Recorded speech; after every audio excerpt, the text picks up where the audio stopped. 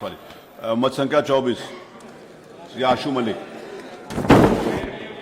के अंतर्गत सदन में प्रस्तुत किए वक्तव्य पर गंभीर आपत्ति दर्ज कराता हूं।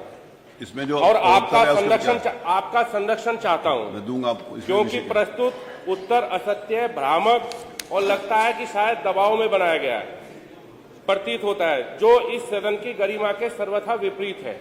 क्योंकि माननीय अध्यक्ष जी, यही विषय पर याचिका समिति में मैंने अभ्यवेदन दिया था, जवाब कुछ और आया है। आज विभाग से जवाब कुछ और आया है। उसी में आपने व्यवस्था दी थी और आश्वासन दिया गया था याचिका समिति में कि 3 सड़कें इसमें से लेकर के बनाई जाएंगी। आज उसी के बिल्कुल विपरीत इन्होंने जवाब दिया है।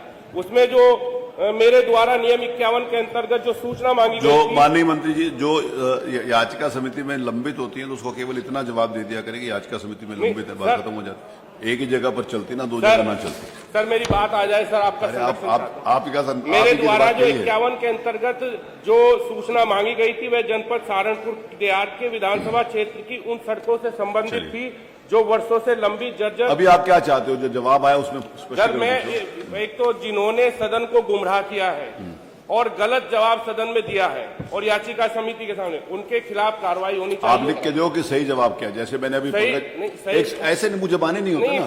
पहले जवाब आया था कि अरे वही तो मैं कह रहा हूँ, मुख्यमंत्री सड़क योजना में जो ग्राम मजदूरों को जोड़े उस योजना में इसको शामिल कर आप दिया गया। ईद की बात कर रहा हूँ मैं, सुनो तो सही। आप जो बता रहे हैं गलत जवाब है, आप सही जवाब के साथ अपना एक पत्र दीजिए तो तभी तो पता चलेगा ना सही के गलत क्या। अरे मेरे को मैं कोई भी काम, आपने नाराजगी जताई थी जब विषय ये है कि कोई भी कागज, जैसे कोई भी मीटिंग होती है तो रोज हम लोगों के समक्ष 400-500 इश्यूज आते हैं कि कौन से इशू के लेकर किस समय कौन सी बात सामने आएगी। जब तो तक वो कागज सामने ना ये जवाब भी दिखवा लीजिए। अरे मैं वही तो कह रहा हूँ, आप लिख के तो दो कि ये गलत है, ये मैं सर लिख करके दे दूंगा। मैं इस पे आश्वासन चाहता हूँ कि जिन्होंने सदन को गुमराह किया है लिख के मत उनके खिलाफ कार्रवाई होनी चाहिए। ये तो बाद में तय होगा ना जी कि गुमराह किया कि नहीं किया।